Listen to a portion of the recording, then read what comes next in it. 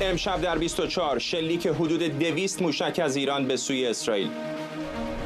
ارتش اسرائیل گفته این حملات به وقتش تلافی میشه. جو بایدن هم به ارتش آمریکا دستور داده به اسرائیل در مقابل حملات ایران کمک کنه. هشدار تازه جمهوری اسلامی به اسرائیل درباره حملات انتقام جویانه. سپاه میگه اگر اسرائیل به این حمله واکنش نشون بده با حملات کوبنده تری مواجه میشه. و سرانجام پایان انتظار در ایران. پاسخ جمهوری اسلامی به اسرائیل به دنبال اختلافات جناح‌های سیاسی. در صورت تلافی اسرائیل تهران تا کجا پیش میره؟ از استودیوی ایران اینترنشنال این 24 است با فرداد فرهزاد. این یک خبر فوری است. بینندگان ایران اینترنشنال در ایران و سراسر جهان سلام و وقت بخیر. جمهوری اسلامی با صدها موشک از چندین نقطه در ایران به اسرائیل حمله کرده. مقامات اسرائیلی میگن واکنش سختی در انتظار جمهوری اسلامی و وزیر دفاع آمریکا در تماس با همتای اسرائیلیش درباره عواقب شدید این حمله برای ایران گفتگو کرده. خبرنگارانمون اشکان صفایی از اورشلیم، بابک اسحاقی از تل آویو و سمیرا قرایی از وزارت خارجه آمریکا با ما هستند. با اشکان شروع میکنم. اشکان، آخرین هایی که میدونیم چه است؟ خب در طول این یک ساعت گذشته چندین محل در واقع برخورد موشک در اسرائیل پیدا شده، عمدتاً در مرکز اسرائیل، چندتایی هم در به صحرای نگو. آنچه که ما میدونیم این هست که این 181 موشکی که جمهوری اسلامی شلیک کرد به گفته ارتش اسرائیل تلفاتی نداشته. در واقع به 2 نفر فقط به صورت سطحی زخمی شدن. در اسرائیل تلفاتی نداشته. باید این نکته رو تصدیق کنم. تنها تلفاتی که ما تا الان میدونیم که داشته در کرانه باختری و در شهر اریحا به نظر میاد که بوده. دست کم منابع فلسطینی دارن کشته شدن 1 نفر رو که اون هم در واقع یک فلسطینی از اهالی نوار غزه بوده که در شهر اریحا سکونت داشته. کشته شدن او رو منابع فلسطینی دارن تایید میکنند، اما گزارش‌هایی از احتمال کشته شدن 1 فلسطینی دیگر هم در کرانه باختری منتشر شده. البته اون هنوز کامل تایید نشده. همونطور که گفتم 181 موشک شلیک شد به سوی اسرائیل.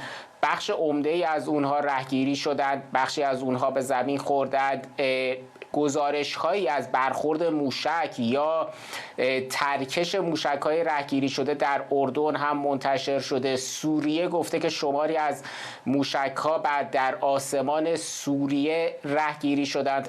آسمان اسرائیل باید گفت در زمان حمله بسته شد، اما حدوداً 40-45 دقیقه پیش بود که آسمان اسرائیل دوباره اعلام شد که به روی تمام پروازها باز شده. از طرف دیگه موضوع واکنش اسرائیل هم هست. کابینه سیاسی امنیتی اسرائیل تا حدوداً نیم ساعت دیگه قراره تشکیل جلسه بده. از پیش از اینکه بخواد تشکیل جلسه بده شماری از وزرای کابینه از جمله 2 وزیر راستگرای افراطی کابینه، وزیر امنیت ملی اسرائیل ایتامار بنگویر و وزیر دارایی اسرائیل بצלאل اسموتریچ که هر دو عضو کابینه سیاسی امنیتی هستند به شدت تهدید کردند. بצלאل اسموتریچ گفته که این اقدام جمهوری اسلامی واکنش سختی رو به همراه خواهد داشت و اشاره کرده، گفته مانند آنچه در غزه شد و در مقابل حزب الله و لبنان. به ایتامار بنگویر هم تهدیدی نسبتاً مشابه رو کرده، گفته که واکنش این بار باید بسیار سخت باشه. رسانه‌های اسرائیل هم از قول مقامات این کشور میگن که این بار باید در انتظار یک واکنش بسیار سخت و متفاوت با آن چیزی که قبلا میشناختیم باشیم. بابک، تو به ما بگو از شرایط در تل آویو. تصاویر تلویزیونی که منتشر میشد دست کم روی تصاویر زنده به نظر میومد که بعضی از این موشک‌ها به زمین خوردن یا شاید بقایای اونها به زمین خورده. فرداد، اگر اسرائیل در 13 آوریل توانست که به گونه ای از مسئله و حمله جمهوری اسلامی در آن زمان با 400 موشک و راکت و پهپاد گذشت بکنه. در اسرائیل همه میگویند که این دیگر یک نوع اعلام جنگ به اسرائیل هست و اعلام جنگی که اسرائیل نمیتواند از روی آن به سادگی عبور کند. تمامی رسانه ها، مفسران، افراد نظامی که همکنون در تلویزیون هستند، همه خواهان واکنش سخت و سریع اسرائیل هستند تا آنچه را که پیروزی های بزرگ در لبنان میخوانند بدین صورت به هدر نره. در حال حاضر بدون شک توانایی های اسرائیل در حمله بسیار بالا هستش و همچنین توانایی های جمهوری اسلامی در دفاع از آسمان کشورش بسیار پایین تر هستش. نباید فراموش بکنیم که امروز بیش از 181 موشکی که به سوی اسرائیل پرتاب شد، بسیاری از اونها را هنوز درصد موفقیت را ارتش اعلام نکرده. در آسمان توسط گنبد آهنین، فلاخن داوید و سامانه پیکان مورد هدف قرار گرفت. آنچه که ایران از آن ندارد که بتواند که بدین گونه از آسمان خودش دفاع بکند. وزیر دارایی اسرائیل میگوید که ایران از این اقدام پشیمان خواهد شد، همانطور که غزه و حزب الله و کشور لبنان پشیمان شدند. اما روزنامه سعودی الشرق به منابع خودش میگوید که هدف حمله جمهوری اسلامی فرودگاه‌های خطریم و نباتیم بوده. این دو فرودگاهی هستند که گفته میشه هواپیماها از اونجا برای کشتن نصرالله بلند شدن. همچنین پایگاه گلیلوت بوده. پایگاه گلیلوت در شمال تل‌آویو هستش، جایی که گفته میشه که رکن اطلاعات ارتش اونجا هستش. من در گلیلوت هیچ اصابت موشکی را در حومه تل‌آویو و تل‌آویو مشاهده نکردم. صدای برخورد دیدم، در اینجا من نشنیدم. در جنوب تل‌آویو هنوز، در جنوب اسرائیل هنوز ما منتظر صحبت‌های دانیل هگاری هستیم که قرار هستش که در این رابطه صحبت بکنه. بهتر است در رابطه با پرواز هواپیماها هم صحبت بکنیم. درست در زمان حمله جمهوری اسلامی چندین هواپیما در پرواز بودند که مجبور شدند که در دور آسمان فرودگاه در چرخش باشند و سپس فرود بیان و پس از اون بود که اسرائیل اعلام کرد که آسمان کشور بسته هستش. دقایقی پیش دوباره آسمان اسرائیل باز شده. در کنار اون همکنون که من به تلویزیون از اینجا نگاه میکنم میبینم که یکی منبع اسرائیلی به کانال 12 میگوید که واکنش اسرائیل شدید خواهد بود. آنچه را که جمهوری اسلامی تا کنون گرفته 1% آنچه نیستش که به زودی جمهوری اسلامی ایران خواهد گرفت. به نظر میاد که این بار نقشه ها و برنامه هایی که از پیش اسرائیل تهیه کرده اونها را اجرایی خواهد کرد. بسیار مهم است که ببینیم واکنش ایالات متحده در این رابطه چه خواهد بود. آیا در حملات و واکنش اسرائیل او هم شریک خواهد بود یا خیر؟ اگر تا دقایقی پیش توپ در زمین اسرائیل بود و نگرانی ها در اسرائیل از موشک های جمهوری اسلامی، امروز نگرانی به سوی ایران می رود. توپ در زمین جمهوری اسلامی هستش و اهداف اسرائیل بسیار گسترده هستش. منابع نفتی، پالایشگاه‌ها، پایگاه‌های نظامی، همه میتونه اهداف جنگنده‌های اسرائیلی باشه که این امکان وجود داره که حتی در ساعات آینده دست به واکنش بزنند. سمیرا، این دقیقاً چیزی بود که آمریکایی‌ها بارها در موردش هشدار داده بودند، نگران بودند که منطقه وارد یک نزاع بزرگتر بشه و این آمریکایی‌ها بودن اتفاقاً که پیش از شروع حمله ایران خبرش رو به جهانیان منتقل کردن. الان تازه‌ترین واکنش‌ها چه است در آمریکا؟ دقیقاً همینطوره، نگران بودند. فرداد به ویژه از جبهه شمال از سمت حزب الله بسیار ایالات متحده نگران بود، اما در عرض 2 هفته شاید اتفاقاتی افتاد که آمریکایی‌ها خوابش رو هم نمی‌دیدن، یعنی نبود حسن نصرالله و باقی اتفاقات، از میان رفتن اون همه انبار تسلیحات نظامی حزب الله، از میان رفتن فرماندهان حزب الله، همه اینها شاید اتفاقات مهمی بود که اینجا در ایالات متحده به بهش توجه زیادی شد در تمامی این روزها. شما یک نفر از مقامات ایالات متحده رو پیدا نمی‌کنید که اعتراضی داشته باشه به آنچه که بین اسرائیل و لبنان اتفاق افتاده. اما اتفاقات امروز، صبح روز سه‌شنبه بیانیه‌ای منتشر شد از سمت کاخ سفید که اعلام می‌کرد که جمهوری اسلامی قصد داره که حمله قریب الوقوع رو به اسرائیل انجام بده. در این بیانیه آمده بود که به جمهوری اسلامی تفهیم شده که این حمله براش تبعات بسیار سنگینی خواهد داشت. همچنین گفته شده بود که ایالات متحده در هر گونه آمادگی دفاعی که اسرائیل داره انجام میده به شکل فعالانه کمکش خواهد کرد. و بعد از اون خبر حمله جمهوری اسلامی که آمد، ما متوجه شدیم که همین صبح امروز آقای بایدن و خانم هریس با تیم امنیت ملیشون هم دیدار داشتند. دیدارها در رابطه با این بوده که چگونه به اسرائیل کمک بکنند تا به لحاظ دفاعی بتونه از خودش مراقبت بکنه، چگونه ایالات متحده با تمامی اون گروه‌های ضربتی که در منطقه داره که میدونیم در سطح بسیار بالایی، بسیار بیشتر از آوریل یا همون فروردین که جمهوری اسلامی حمله کرد، بسیار بالاتر از اون الان ایالات متحده در منطقه حضور نظامی داره. با این ادوات خودش چگونه بخواد جلوی زمین خوردن موشک‌های جمهوری اسلامی رو در خاک اسرائیل بگیره. و بعد از اون باز اعلام شد که در اتاق موقعیت در سیچویشن روم خانم هریس و آقای بایدن به شکل زنده و ریل تایم داشتن اقدامات جمهوری اسلامی رو تماشا می‌کردند. خبری که دقایقی پیش داریم و همچنان منتظریم ببینیم چقدر از موشک‌های بالستیک جمهوری اسلامی رو، از این نزدیک به 200 موشک رو ایالات متحده تونسته دفع بکنه. آخرین خبر این هست که 3 تا از گروه‌های ضربتی ایالات متحده USS برک، USS کول و USS بالکلی تونستند بخشی از این موشک‌های بالستیک رو دفع بکنند. هنوز نمیدونیم که چه تعدادی از این موشک‌های بالستیک رو ایالات متحده تونسته دفع بکنه و از همه اینها مهمتر هنوز نمیدونیم که کشورهای منطقه در این میان چه موضعی داشتن. اردن چه کرده، عربستان سعودی چه کرده. در آوریل که این اتفاقات رقم میخورد، بعدتر شنیدیم که اینها به شکل فعال اجازه ندادند که موشک‌های جمهوری اسلامی از حریم هواییشون رد بشه. امروز هنوز اخباری در این رابطه نداریم. در رابطه با ارتش سوریه بیانیه‌ای رو داشتیم که گفتن در مرزهای سوریه یک یا چند موشک بالستیک جمهوری اسلامی رو که اسرائیل تونسته بزنه لاشش رو اونجا دیدند. هنوز در رابطه با کشورهای منطقه نمیدونیم. کنفرانس خبری، 3 کنفرانس خبری مهم منتظر هستیم که برگزار بشه. وزارت خارجه، وزارت دفاع و کاخ سفید که هنوز تا این ساعت برگزار نشدن.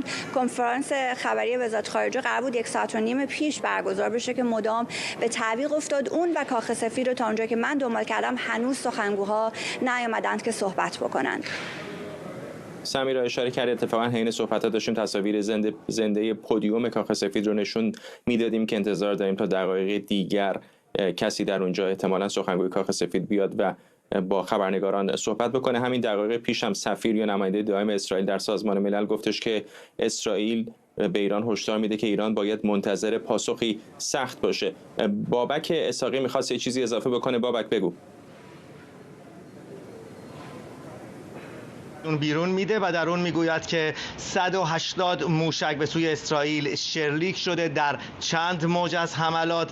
7:30 به وقت اسرائیل این حملات آغاز شده. به گفته اونها اکثر موشک ها در آسمان مورد هدف قرار گرفته. هدف در مرکز و جنوب کشور بوده. در ادامه این مهم هستش. ارتش اسرائیل میگوید که نیروی هوایی به حملات خودش ادامه خواهد داد و امشب ما حملاتی را در خاورمیانه شاهد خواهیم بود. جمهوری اسلامی خاورمیانه را به سوی جنگ می‌کشد و آنچه که در امشب اتفاق می‌افتد بدون شک عواقبی برای همه خاورمیانه خواهد داشت. به نظر میاد که ارتش اسرائیل تا ساعاتی دیگر اگر به این بیانیه توجه بکنیم حملات خودش را به جمهوری اسلامی آغاز خواهد کرد. در کنار اون باید گفت که جمهوری اسلامی هم الان اعلام میکنه که حریم هوایی خودش را به طور نسبی میبنده و هواپیماها را به سوی دیگری روانه میکنه. امشب در همین احوال که این حملات انجام میشد، درست در همان ساعت در قسمت یافو در تل آویو 2 نفر فلسطینی از قطار پیاده میشن و مردم اسرائیل آبرین را که در اونجا بودن به گلوله میبندن، 6 نفر را میکشن، 4 نفر را زخمی میکنن و پس از اون پلیس اسرائیل موفق میشه که هر 2 نفر را از پای دراره. همانطوری که میبینید همه این اتفاقات با هم در جریان هستش در همان زمانی که فرداد قرار هستش که فردا سال نو جدید یهودی آغاز بشه، سال نویی که با موشک‌های جمهوری اسلامی آغاز شد. مردم در زمانی که این موشک‌ها پرتاب شد بسیاری از اونها در گشت و گذار بودند، در خرید بودند و تل‌آویو قلب تپنده اسرائیل هست، در حالی که اورشلیم پایتخت اسرائیل هست مرکز تفریح، مرکز خرید و بیشتر ادارات در اسرائیل هست، در تل‌آویو هستش و آنچه که امروز در تل‌آویو گذشت باید ببینیم که فردا مردم اسرائیل چگونه سال نو عبری را آغاز خواهند کرد. ممنونم از تو، هم از تو بابک اسحاقی در تل‌آویو و همینطور از اشکان صفایی از اورشلیم و سمیرا قرایی از وزارت خارجه. همونطور که بابک اشاره کرد بعضی از کشورهای منطقه از جمله اردن و عراق فعلا پروازاشون رو به روی تمام هواپیماهای تجاری بستن. آسمان ایران هم سوت و کور هست، فقط 2 هواپیما در حال حاضر، یکی مربوط به خطوط هوایی هند از لندن به سمت بمبئی و یکی هم خطوط هوایی چین از پکن به سمت دوحه در حال حرکت. مابقی پروازها بعضیشون در میانه در فراز آسمان ترکیه یا عراق بازگشتن و از مسیرهای دیگری به ادامه مسیر اقدام کردند.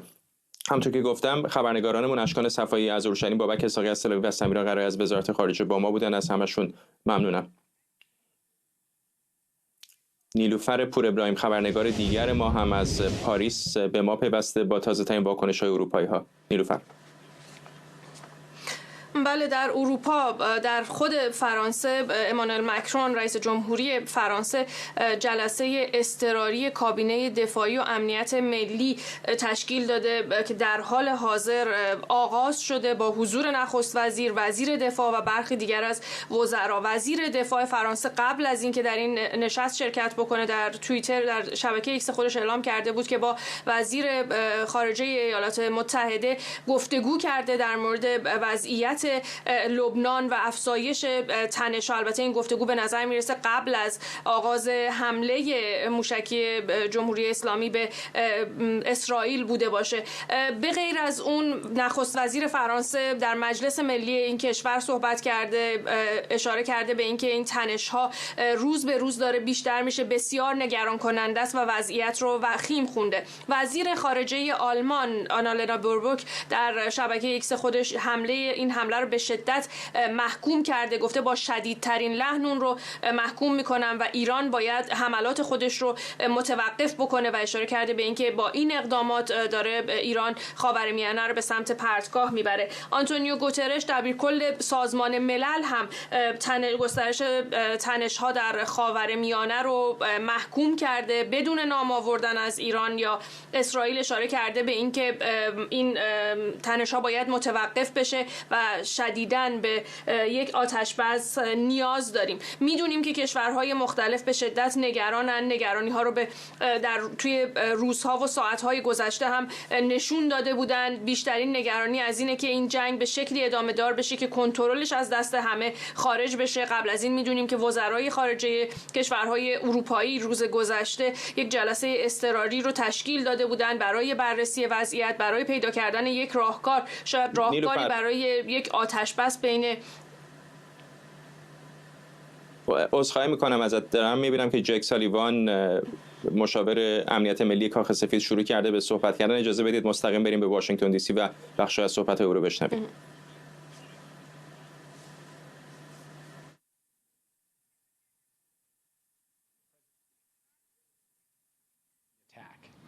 But at this time, and I stress at this time, we do not know of any deaths in Israel.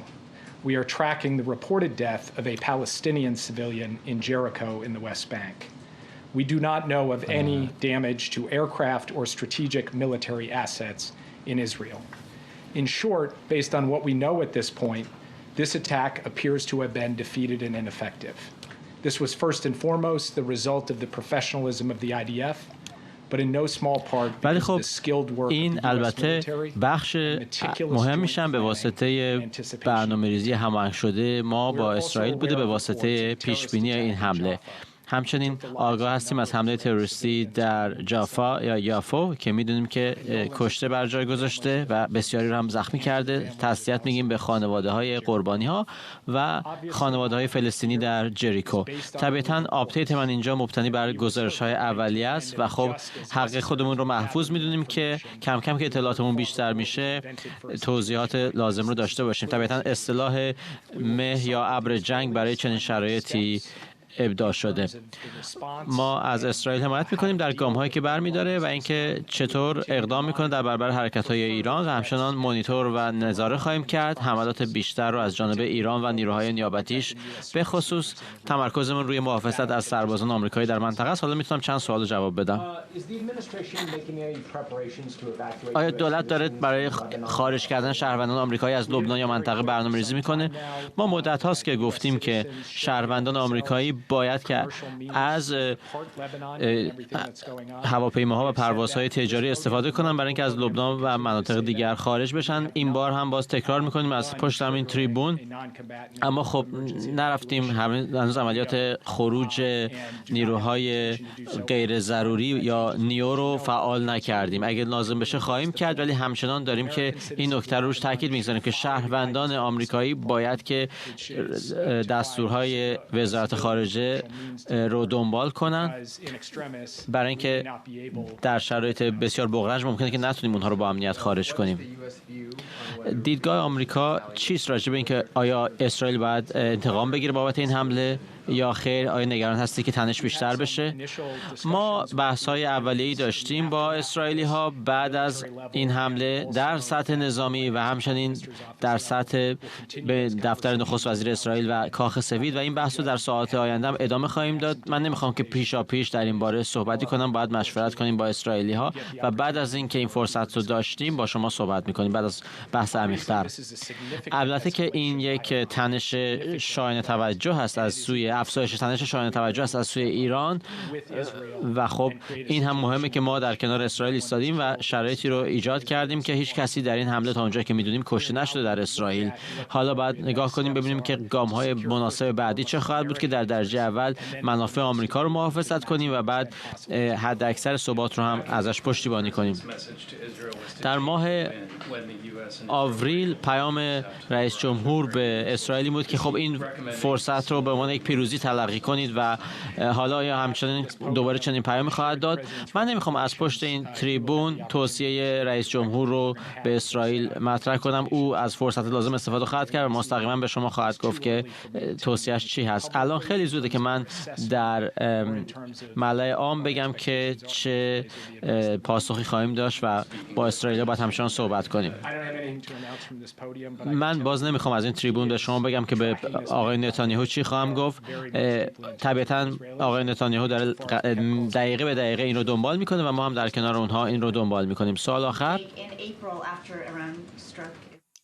بخشی از صحبت‌های جک سالیوان رو میشنیدید، مشاور امنیت ملی رئیس جمهوری آمریکا که در پودیوم کاخ سفید صحبت میکرد. فرزین ندیمی تحلیلگر امور دفاعی امنیتی در مؤسسه واشنگتن از همین شهر با ما. آقای ندیمی، حالا یکی دو ساعتی گذشته تصاویر زیادی در شبکه‌های اجتماعی رسانه‌ها منتشر شده، میدونم که اونها رو رصد کردید. حالا یک تصویری به ما بدید که حجم و اندازه این حمله چه بوده، چقدر اسرائیل آسیب پذیر بوده، چقدر سامانه دفاعشون خوب یا بد عمل کرده.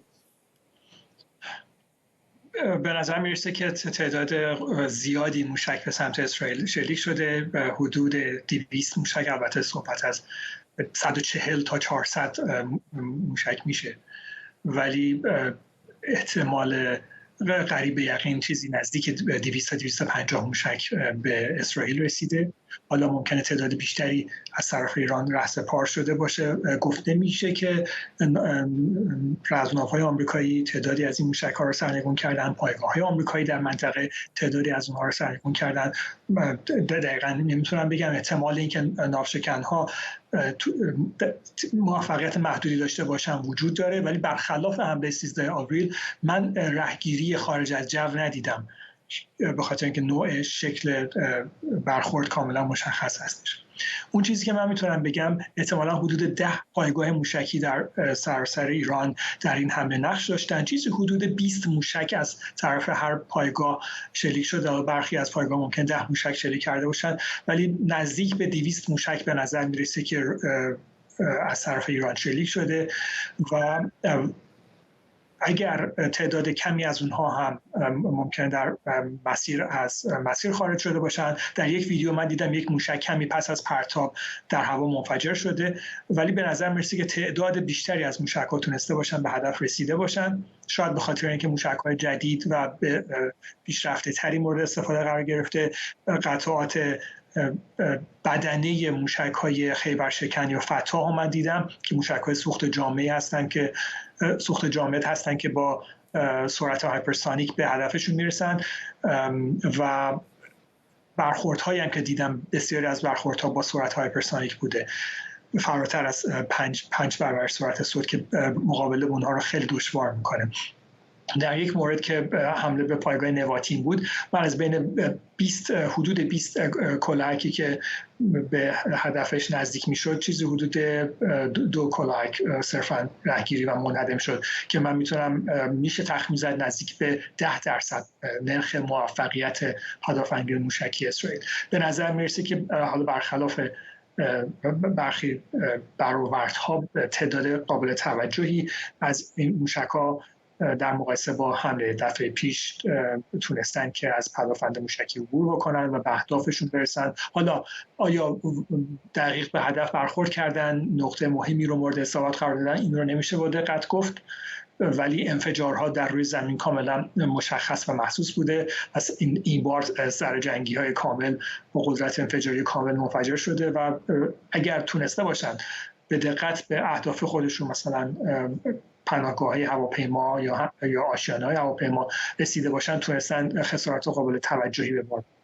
در مورد اهداف سیاسی، نظامی، امنیتی در محدوده تل‌آویو هم گزارش‌هایی از رسانه‌های اسرائیلی رسیده که موشک‌هایی به نزدیکی شاباک، موساد و همینطور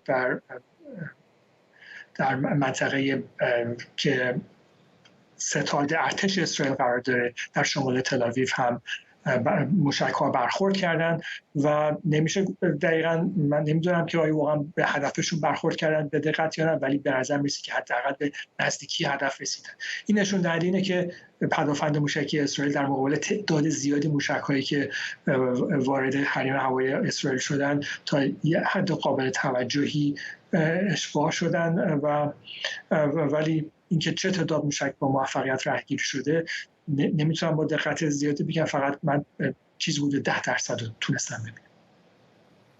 آقای ندیمی، از موقعی که آمریکایی‌ها گفتن که احتمالاً ایران امشب حمله خواهد کرد، من داشتم پروازهای تجاری رو رصد می‌کردم، چون اگر یادتون باشه دفعه قبل اردنی‌ها حریم هواییشون رو بستن، پروازهای تجاری دیگر از دست کم غرب آسمان ایران پرواز نمی‌کردن. اما در زمان حمله امشب ما ندیدیم که چنین هشداری به خطوط هوایی داده باشه. بعضیشون حتی تا نزدیکی مرز ایران آمدند و دور زدند و برگشتند و از مسیرهای دیگر، به خصوص اونهایی که عازم خلیج فارس بودند، مسیرشون رو طی کردن. چه اتفاقی افتاد امشب؟ چرا به نظرتون اینقدر ناگهانی و برخلاف دفعه پیش که در نیمه‌های شب بود، اوایل صبح بود، امروز نسبتاً زودتر این حمله رو انجام دادن؟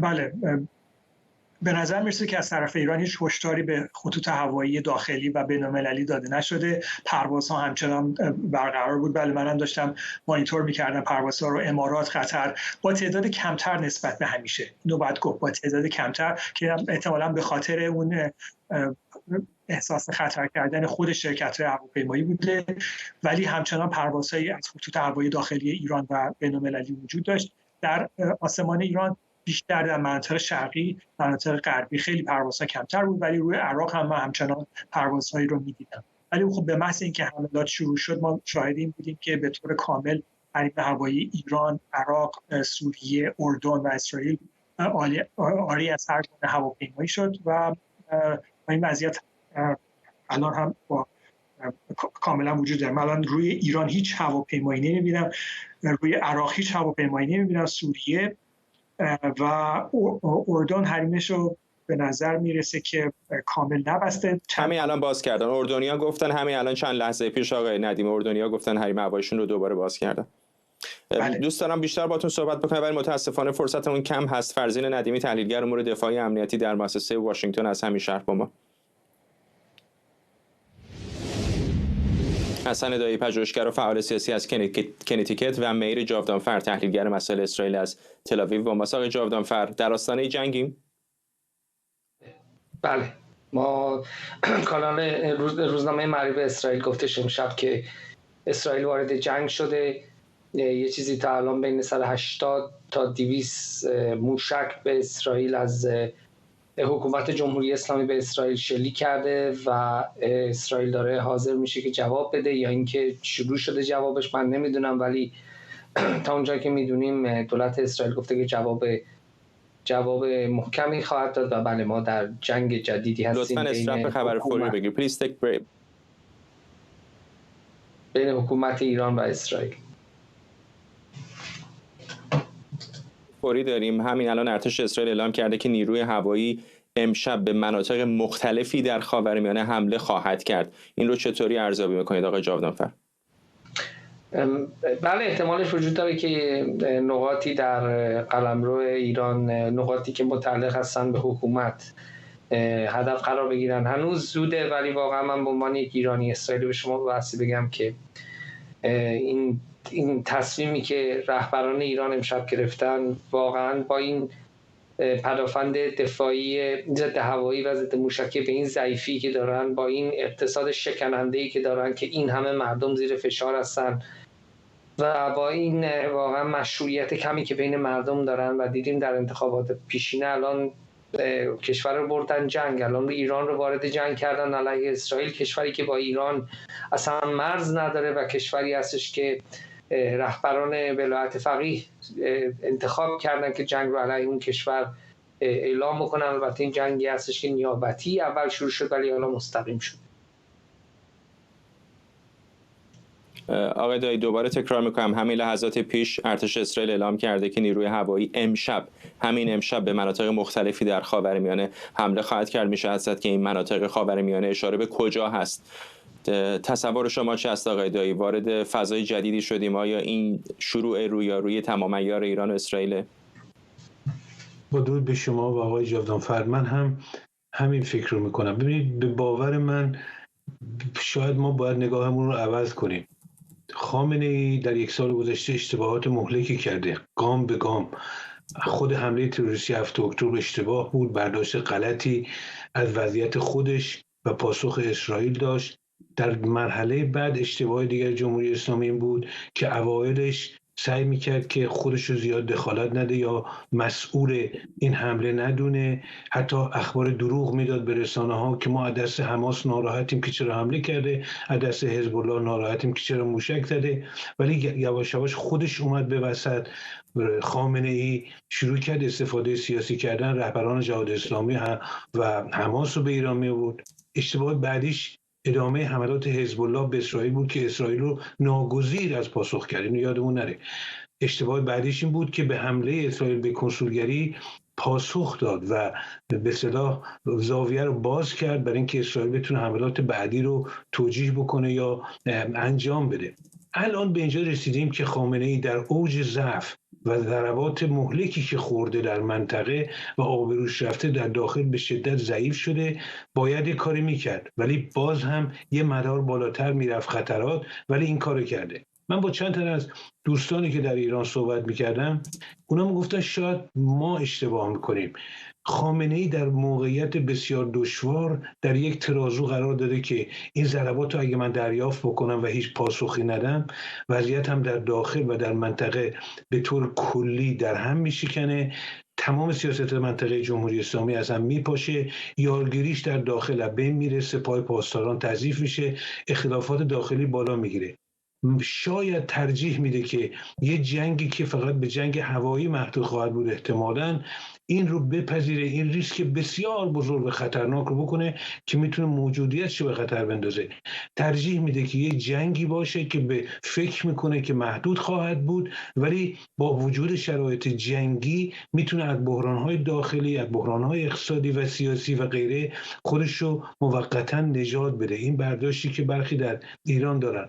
به هر صورتی که باشه یادمون نره تمام این تحولاتی که شده مسئول درجه اولش جمهوری اسلامیه. از 7 اکتبر گرفته تا کنون خودش افزایش داده، خودش سعی کرده تنش رو بیشتر بکنه و اگر گریبان ایران رو بگیره یادمون باشه در کنار جمهوری اسلامی قرار نگیریم. مسئول جمهوری اسلامیه. این یک پیام جدیه به نظر من. همین الان متیو میلر سخنگوی وزارت خارجه آمریکا هم شروع کرده به صحبت کردن. کمی پیشتر اگر دیده باشید آقایون جک سالیوان مشاور امنیت ملی کاخ سفید در صحبتاش گفتش که حملات ایران ناموفق بوده و به اهدافی که می‌خواستن نرسیده، اما از آنچه که از ارتش اسرائیل داریم میشنویم که همین الان زیرنویسش رو هم گذاشتیم که امشب حمله خواهند کرد، آقای جاودانفر به نظر نمیرسه که اسرائیل مثل دفعه پیش بی جواب بذاره حمله ایران رو؟ بله به نظر نمیرسه که یه همچین چیزی که اسرائیل جواب نده و تا اونجایی که رهبران اسرائیل تا الان گفتن جواب اسرائیل محکم‌تر خواهد بود و من مطمئنم که ایالات متحده آمریکا از ما حمایت خواهد کرد. یک مسئله این هستش که در سال 1991 جمهوری اسلامی ایران به گروه‌های نیابتی کمک کرده که شهروندان اسرائیلی رو بکشن و بعد از 7 اکتبر دیگه واقعا این مسئله برای اسرائیل غیر قابل تحمل شد و آقای فرزاد خودتون در اسرائیل بودید و اون وقت که صحبت می‌کردیم واقعا من این موشک‌های حزب الله رو اون وقت به عنوان یک اسلحه هفت‌تیری که روی شقیقه اسرائیل است برای شما توصیف کردم و واقعا این خطر وجود داشت، ولی به نظر میاد که در حال حاضر این خطر برطرف شده. به نظر میاد که حزب الله ترسیده و نمیخواد از این موشکاش استفاده کنه بعد از اینکه آقای نصرالله رفت اونور و الان جمهوری اسلامی ایران به خاطر همون تحلیل عالی که آقای دایی دادن الان واقعا درست بود، من موافقم، فشارها زیاد روی رهبر ایران. کسانی بودن که هم بهش میگفتن که واقعا به نظر میاد بر اساس اخبار که واقعا این حمله میتونه عواقبی داشته باشه، ولی به نظر میاد که به خاطر توازن قدرت در داخل ایران و در منطقه تصمیم گرفته که حمله رو انجام بده. به نظر میاد که جنگ براش ریسکش کمتر باشه، ولی باید ببینیم که عواقب چه خواهد بود، چون تا اونجایی که میبینیم الان بیشترین کسایی که امشب کشته شدن در یک حمله تروریستی بودن. در یک قطار مترو در اسرائیل 2 تروریست فلسطینی یهوی اسلحه کشیدن بیرون مسلسل و شروع کردن همون مسافرات قطار رو به رگبار ببندن و اونجا قتل عام بکنن. به نظر میاد که اون بیشتر اسرائیلی کشته تا 180 تا 200 تا موشکی که جمهوری اسلامی ایران به اسرائیل پرتاب کرده. ممنونم از هر دو شما. حسن دایی پژوهشگر و فعال سیاسی از کنیتیکت و میر جاودانفر تحلیلگر مسائل اسرائیل از تل‌آویو. همونطور که بهتون اشاره کردم متیو میلر سخنگوی وزارت خارجه آمریکا داره صحبت میکنه. 1 دقیقه از حرفای او رو اجازه بدید با هم بشنویم. وضعیت اونجا الان خب بی ثبات هست.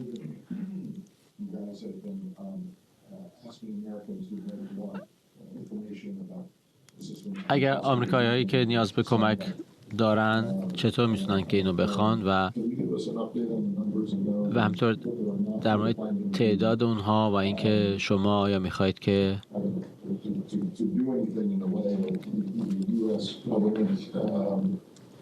دولت آمریکا میخواد آیا کاری بکنه؟ ببینید شما درست میگین، همونطور که ما اغلب در چنین شرایطی میکنیم به شهروندان آمریکا در لبنان گفتیم که با وزارت خارجه در تماس باشن، خودشون رو ثبت نام کنن و اطلاعات کسب کنن که چطور از لبنان خارج بشن. همونطور که میدونید ما در امروز حدود 6000 شهروند آمریکایی در لبنان داریم. این رو خیلی روشن باید بگیم، البته همه این شهروندان آمریکایی به دنبال کمک و امداد نیستن، بعضیاشون فقط فقط گزینه‌ها رو میخوان بدونن، اطلاعات میخوان. شماری از اونها هستن که سالهاست در لبنان هستن و نمیخوان که از این کشور خارج بشن. بنابراین از نظر وضعیت میدانی فرودگاه هنوز دایر هست، پروازهای تجاری دارن انجام میشن. البته ممکنه که ظرفیتشون کمتر شده باشه. ما الان داریم با خطوط هوایی همکاری میکنیم که پروازهای اضافی با کرسی‌ها، صندلی‌های بیشتر برای شهروندان آمریکایی در اختیار داشته باشیم. در روزهای آینده این اتفاق خواهد افتاد. تماس خواهیم داشت با شهروندان آمریکایی اگه بخوان خارج بشن.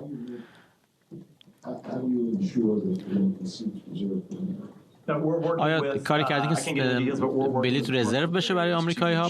داریم همکاری میکنیم که ظرفیت لازم رو داشته باشن برای آمریکایی ها. وقتی که اطلاعات بیشتر داشته باشیم این رو مستقیما به شهروندان آمریکایی که خواستار اطلاعات شدن مخابره خواهیم کرد. خب بخشی از صحبت‌های متیو میلر رو میشنیدید، سخنگوی وزارت خارجه آمریکا. امروز همزمان با حملات موشکی ایران به اسرائیل، حزب الله هم اقدام به پرتاب موشک و پهپاد به اسرائیل کرد. دیروز هم حوثی‌ها گفتن مقر ارتش اسرائیل در تل‌آویو رو هدف حمله پهپادی قرار دادن. در عراق هم رهبران گروه‌های مسلح تحت حمایت ایران از دیروز در حالت آماده باشند. تروسکی صادقی روزنامه‌نگار از پاریس با ماست. خانم صادقی، از واکنش‌های شبه نظامیان مورد حمایت ایران بهمون بگو، تازه‌ترین‌ها چه است؟ خب واکنشات در عراق بعد از حمله‌ای که امشب صورت گرفت از سمت ایران به اسرائیل بسیار زیاد هستش.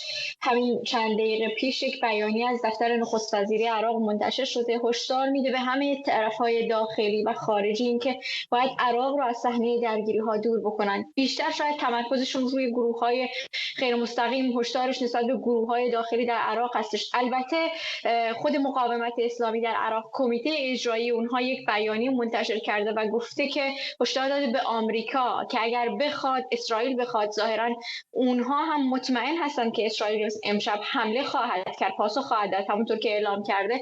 در نتیجه هشدار دادن به آمریکا که اگر بخواد حمایت بکنه از اسرائیل یا مشارکت بکنه در حمله‌ای که قرار اسرائیل به پاسخی که به ایران، به جمهوری اسلامی بده، اونها تهدید کردند که تمامی منافع آمریکایی‌ها رو در عراق و در منطقه هدف قرار میدن. اما یک نکته اینجا بسیار مهمه، همونطور که پیش بینی میشد، در واقع آمریکایی ها هم در عراق و هم در سوریه، خصوصا در پایگاه عین الاسد و در عراق و کولیکو و التنف در سوریه مشارکت کردن، حمایت کردن از اسرائیل و یک سری از موشک‌های جمهوری اسلامی رو رهگیری کردن و اونها رو از بین بردن. من همین یک ساعت پیش با یک منبع امنیتی در بغداد صحبت می‌کردم، تأکید کرد روی دو نکته خیلی مهم. یکی اینکه هم آمریکایی ها در حالت اضطراری خودشون باقی میمونن در پایگاه های خودشون، هم در حریر، در اربیل اقلیم کردستان و هم در عین الاسد، و همین که ارتش عراق و نیروهای امنیتی سعی میکنن که مشارکت بکنن در حفظ این پایگاه ها و منافع آمریکایی ها. اتفاقا گزارش‌های بیرون اومده این که یک سری نیروی بیشتری به اطراف منطقه سبز فرستاده شده، خصوصا به مقابل سفارت آمریکا در بغداد، و اینکه در ورودی‌هایی که حالا در یکی دو روز گذشته ما شاهدش بودیم، هواداران گروه‌های مسلح تلاش کردن وارد اون منطقه بشن اما موفق نشدن.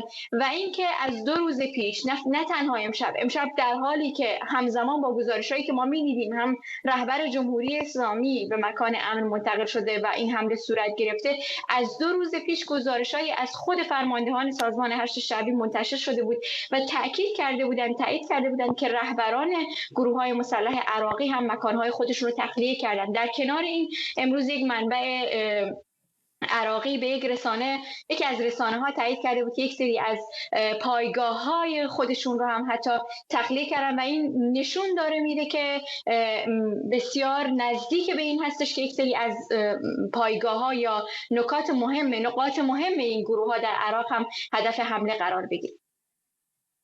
ممنونم از شما. تروسکی صادقی روزنامه‌نگار از پاریس با ما.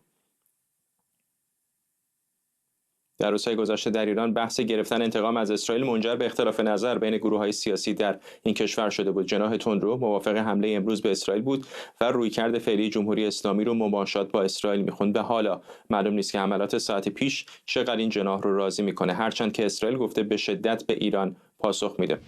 محسن سازگارا فعال سیاسی و عضو شورای مدیریت گذار از استودیو ما در واشنگتن دی سی به ما پیوسته. آقای سازگارا، به نظر میرسه که شروع یک اتفاق بسیار بزرگتر هست، حمله بی سابقه موشکی امشب ایران به اسرائیل. چطور میبینید فردا و هفته آینده و ماه آینده؟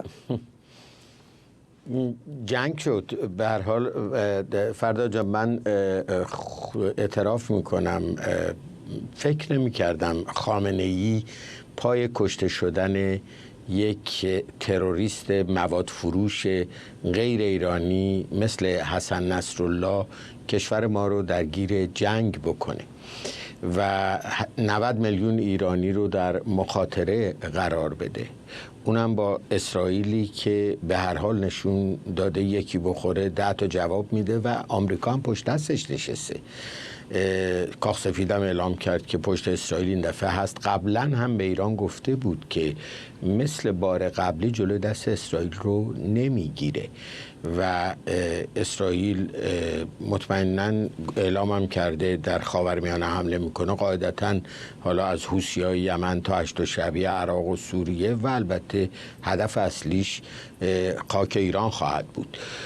کجاها رو بزنه نمیدونیم، به هر حال عملیات نظامیه ولی قابل پیش بینی است که طبیعتاً اول دفاع ضد هوایی رو میزنه، نابود میکنه برای اینکه دیگه آسمون در اختیارش باشه، بعد در واقع حالا مقعد سپاه رو بزنه، جای موشکی رو بزنه، جای عرض شود که اتمی رو بزنه و اگر ادامه پیدا کنه خدای نکرده زیر ساختای ایران رو بزنه، پالایشگاه ها، نیروگاه ها، سوخت کم میشه، برق کم میشه و پل های مواصلاتی. اینا دیگه مسائلی است که کی بسازه و مردم به گرفتاری های بزرگ میفتن و مقصر اصلیش هم من گوش میکردم دو تحلیلگر قبلی آقای دایی و آقای جاودانفر هر دو به درستی تاکید کرد مقصرش خامنه‌ایه. رفته توی مرزن‌آباد توی پناهگاه نشسته، از اونجا دستور حمله داده و آقایون فرمانده‌های سپاهی که این کارو کردن 200 تا موشک فرستادن. شنیدم اگر اسرائیل تلافی کنه 400 تا دیگه آماده کردن بفرستن. خب بعدش چی؟ چند برابر باز اسرائیل جواب میده. میگم امریکا هم پشت دستش نشسته. تازه غیر از برتری هوایی که دارن، برتری موشکی هم دارن و جنگ هم نیست که بگیم هم مرزن، نیروی زمینی وارد میشه، نفرات میرن.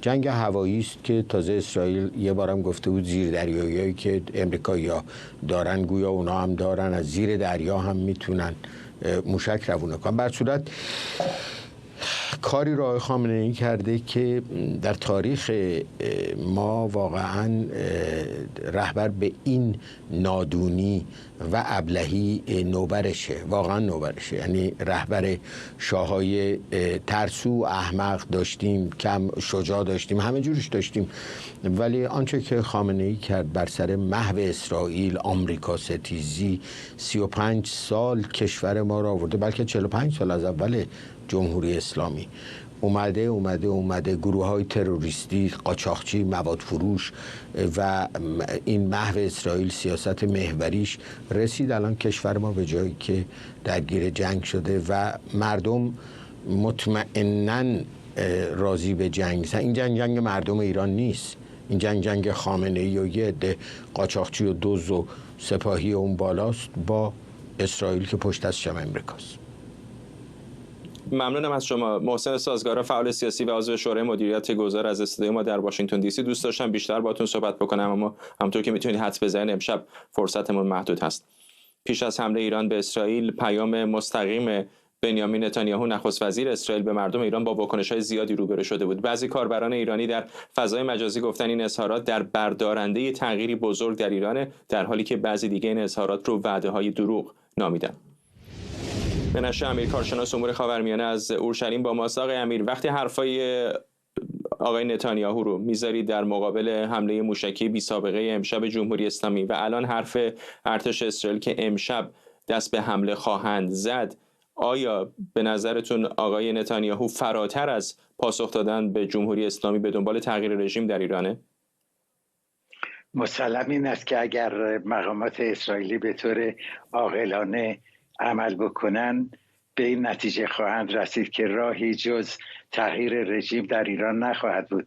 در واقع بارها آقای نتانیاهو، نفتالی بنت، یائیر لپید و دیگرانی که پست نخست وزیری داشتند یا مقام ارشدی داشتند بارها اعلام کردند که کافی نیست که بازوی اختاپوس رو یا بازوهای اختاپوس رو که در لبنان، سوریه است، یمن، عراق و غیره قطع بکنن، بلکه باید سر اختاپوس رو بزنن که در ایران. این رو بارها گفتن. پیام آقای نتانیاهو دارای دو بخش قابل توجه بود. یکی ابراز دوستی و همدردی با ملت ایران بود و دیگری هشدار دادن به حکومت ایران بود. این پیام را آقای نتانیاهو در حالی انتشار داد که احتمال زیاد میرفت که اسرائیل مورد حمله قرار بگیره و ناچار بشه که به رژیم ایران حمله بکنه به خاطر آنچه که در لبنان میگذره و به ویژه در آستانه آغاز نبرد زمینی و میخواست که یک اون اختلافی که بین ملت ایران و حکومت ایران وجود داره رو عمیق‌تر بکنه. در کنار اون یادآوری بکنیم که در طول یک سال اخیر بارها و بارها همه مقامات ارشد اسرائیلی هشدار دادند که حکومت ایران باید مجازات بشه، حکومت ایران باید که از این قدرت و فتنه‌گریش محروم بشه. ولی مشکل اسرائیل در این بوده که هرگز از موافقت ایالات متحده برخوردار نبوده، ولی این بار وضع کاملا فرق میکنه. حتی روس‌ها پیش از این حمله موشکی ناموفق رژیم ایران، در حاشیه بگم که مقامات اسرائیلی و تحلیلگران اسرائیلی امشب این حمله موشکی رو شکست شرم‌آور می‌خوانند. میگویند که 180 موشک به سوی اسرائیل شلیک شد. آسیبی که وارد آمد فقط به ساختمان‌ها بود، هیچ کس کشته نشد و اگر 2-3 نفر زخمی شدن اون هم در اثر ترکش‌ها بود. یعنی یک بار دیگر رژیم ایران ثابت کرد که ناتوان، ناموفقه. به نظر من اشتباه بسیار بزرگی هم کردن، به خاطر اینکه رژیم ایران هیچ قدرت و توانایی و شرایط مساعد رو نداره که در برابر حملات اسرائیل مقاومت بکنه و اقدامی که کرده باعث تضعیف رژیم میشه، خشم جهانی رو برانگیخته. ایالات متحده به اسرائیل تعهد داده که وارد صحنه خواهد شد. آقای لوید آستین این قول رو بامداد امروز پیش از اینکه اعلام بشه که حمله موشکی در راه به دولت اسرائیل داده بود، نیروهای آمریکایی در تعداد بسیار زیاد، میگویند حدود 60,000 نفر در منطقه هستند. آنچه که برای من کنجکاوی برانگیزه این است که اگر امشب اسرائیل حملات خودش رو به ایران آغاز بکنه، عربستان سعودی اجازه پرواز از حریم هوایی اون کشور رو خواهد داد یا نه؟ به احتمال زیاد تصور میکنم که این اجازه داده خواهد شد و راه اسرائیل کوتاه‌تر خواهد شد و امکان ضربه زدن بیشتر خواهد شد. در روزهای اخیر به ویژه کجا رو خواهند زد آقای امیر به نظرتون؟ دقیقاً این رو میخوام بگم. من که نمیدونم کجا رو میزنم، ولی دقیقاً این رو خواستم بهتون بگم که در امیران بازنشسته ارتش اسرائیل، نه امیرانی که در خدمت هستن چون اونها حق مصاحبه و اظهار نظر ندارن، امیران گفتن که جزیره خارک پایانه نفتی بزرگ حکومت ایران، تأسیسات پالایشگاه ایران در اهواز و خرمشهر و آبادان هست، بندر عباس. اینها هیچ کدوم از اینها ایجاد نمیکنه که نیروی هوایی اسرائیل وارد حریم هوایی ایران بشه، بلکه این رو میتونن از بیرون از فاصله 300 کیلومتری در اقیانوس هند انجام بدن و این یک هشدار شدید. حتی امشب و دیروز پیش از حمله موشکی هم من بارها از زبان امیران بازنشسته اسرائیل شنیدم که الان باید بزنید. مشکل این بود که ایالات متحده موافقت نمی‌کرد و اجازه نمیداد، ولی این بار هم پرزیدنت بایدن، هم لوید آستین و هم سخنگویان وزارت خارجه آمریکا گفتند که در کنار اسرائیل ایستادند. پرسش من این است که آیا در کنار اسرائیل ایستاده ایم به معنی شرکت فعال نیروهای ایالات متحده در منطقه علیه رژیم ایران خواهد بود و یا آمریکا میگوید که اسرائیل به تنهایی هر کاری میخواد بکنه ما نیازهاش رو در اختیارش میذاریم. بمب‌های سنگرشکن هم به اسرائیل داده شده و این یکی از بزرگترین اشتباهات رژیم بوده که ممکنه به سرنگونی اون بیانجامه و این پیامی است که در سخنان آقای نتانیاهو دیروز شنیدیم که گفت فروپاشی رژیم ایران. متاسفانه میرسیم به پایان برنامه. منشه امیر، کارشناس امور خاورمیانه از اورشلیم، همین الان سخنگوی پنتاگون هم داره صحبت میکنه. فرصتی تا پایان برنامه نداریم ولی برنامه رو با همین صحبت ها به پایان میبریم. سپاس. آیا هیچ هواپیمای آمریکایی موشک‌ها رو رهگیری کرد؟ آیا به صورت کینتیک در دفاع از اسرائیل شرکت داشتن؟ ببینید نمیخوام کریس وارد جزئیات بشم ولی خب